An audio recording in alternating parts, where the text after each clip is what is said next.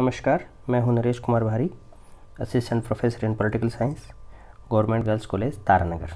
आज हम इस वीडियो में स्विस फेडरल सुप्रीम कोर्ट की संरचना, उसकी शक्तियां, उसके कार्यों के बारे में पढ़ेंगे।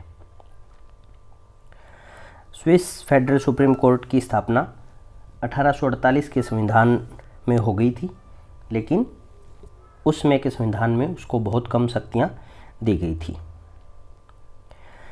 वर्तमान रूप में सुप्रीम कोर्ट की स्थापना 1874 के संविधान संशोधन द्वारा जब संघीय परिषद की शक्तियां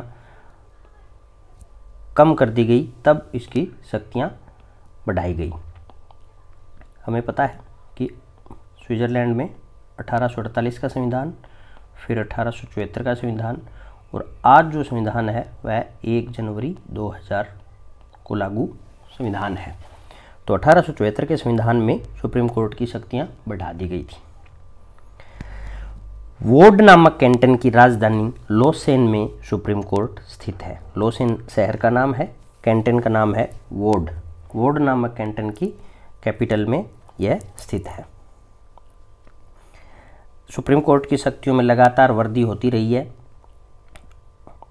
यह वृद्धि कैसे कैसे हुई? 1907 में दीवानी प्रक्रिया संहिता के संबंध में शक्तियां सुप्रीम कोर्ट को दी गई। 1922 में प्रशासनिक कानूनों के अंतर्गत शक्तियां दी गई।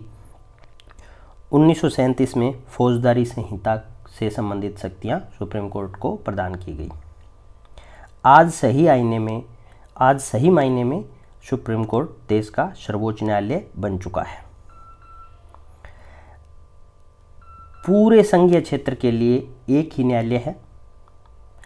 न्यायाधीशों की संख्या तय करने का जो अधिकार है वह संघीय संसद को सौंपा गया है।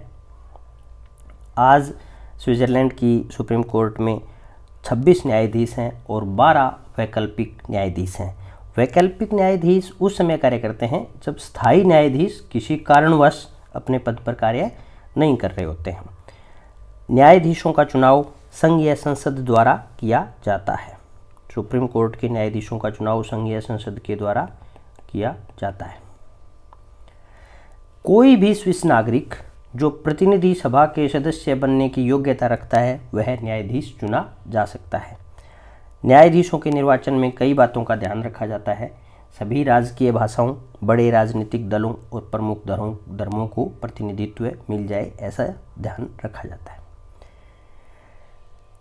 कार्यकाल इनका 6 वर्ष का होता है और जजेज हैं वो दोबारा पुनर्निर्वाचित होकर आ सकते हैं, लेकिन सामान्यतः न्यायाधीश जब तक इच्छुक हों तब तक उन्हें उस पद से नहीं हटाया जाता। लगातार उनका चुनाव होता रहता है।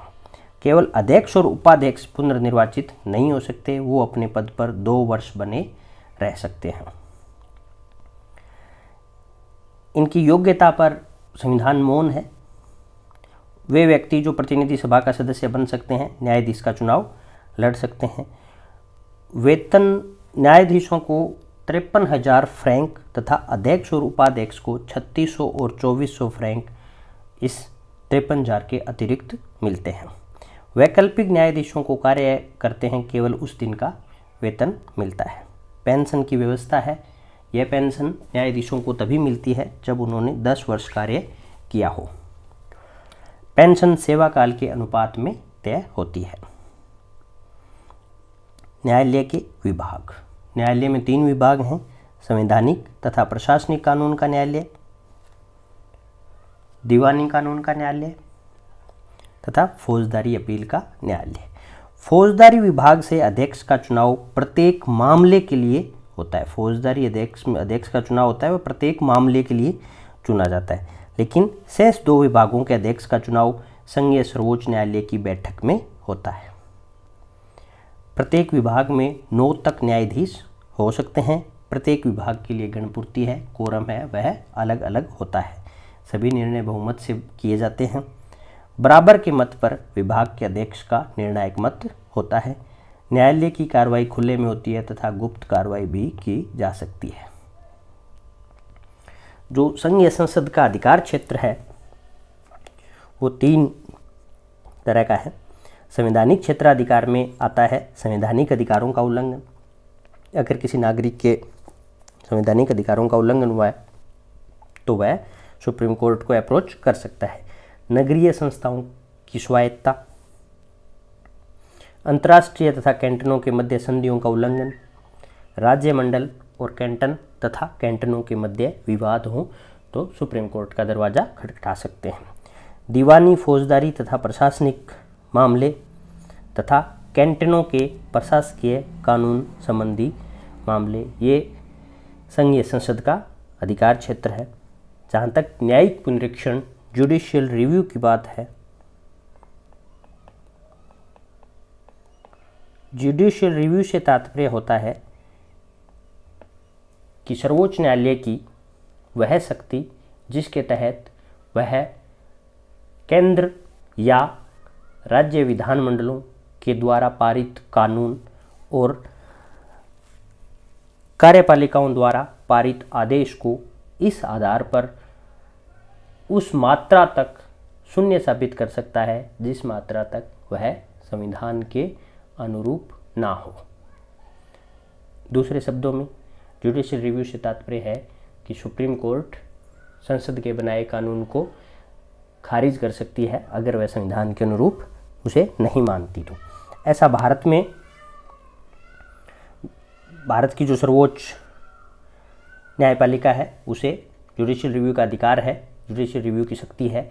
यूएसए में भी वहाँ के जो फेडरल कोर्ट्स हैं उनको जुडिशियल रिव्यू की शक्ति है, लेकिन स्विट्ज़रलैंड के मामले में यह न्यायिक पुनरीक्षण की शक्ति है वह सीमित है। वहाँ की सुप्रीम कोर्ट को कैंटन के द्वारा पारित कानून हैं उनके जुडिशियल रिव्यू की शक्ति तो है, लेकिन संघ विधायिका के द्वारा बनाए गए कानूनों को खारिज करने की शक्ति नहीं है। अब प्रश्न यह है कि स्विट्ज़रलैंड में न्यायिक पुनरीक्षण का अभाव में सर्वोच्च न्यायालय की शक्तिहीनता की वजह क्या है? इसकी वजह है कि जो स्विसवासी हैं वो जन संप्रभुता में विश्वास रखते हैं, वे न्यायिक पुनरीक्षण को लोकतंत्र के विरुद्ध मानते हैं। वहाँ की जो पॉलिटिकल कल्चर है, जैसा हमने अन्य वीडियो में भी देखा था कि स्विट्ज़रलैंड पॉलिटिकल साइंस के विद्यार्थी के लिए एक आदर्श मॉडल है, क्योंकि लोकतंत्र के सिद्धांतों का जिस गहराई और तीव्रता के साथ स्विट्ज़रलैंड में क्रियान्वयन होता है, माना जाता है, वैसा अन्यत्र कहीं नहीं माना जाता। तो जुडिशियल रिव्यू को वो लोग लोकतंत्र की भावनाओं के विरुद्ध समझते हैं। न्यायाधीश संघीय संसद द्वारा निर्वाचित होते हैं, इससे उनके द्वारा जुडिशियल रिव्यू संभव नहीं है। कार्यकाल मात्र 6 वर्ष का होता है इनका, तो यह भी संभव नहीं है कि 6 वर्ष के कार्यकाल में वो किसी कानून को खारिज करके चले जाएं। संविधान ने सीमित शक्तियां दी हैं। प्रत्यक्ष लोकतंत्र के कारण जनता ही अंतिम रूप से कानूनों को पास करती है, इसलिए जुडिशियल रिव्यू की शक्ति की आवश्यकता नहीं है। लेकिन डाइसी ने कहा कि न्यायिक पुनरीक्षण के अभाव को स्विस संविधान के निर्माताओं की विफलता और संवैधानिक त्रुटि है, कि भले ही कितना ही जुडिशियल रिव्यू की वहाँ आवश्यकता नहीं हो, लेकिन पॉलिटिकल साइंटिस्ट डाइसी की नज़र में यह स्विस संविधान निर्माताओं की एक विफलता है, कमी है। तो ये हमने वहाँ का फेडरल सुप्रीम कोर्ट और जुडिशियल रिव्यू की शक्ति का अध्ययन किया। Thank you so much.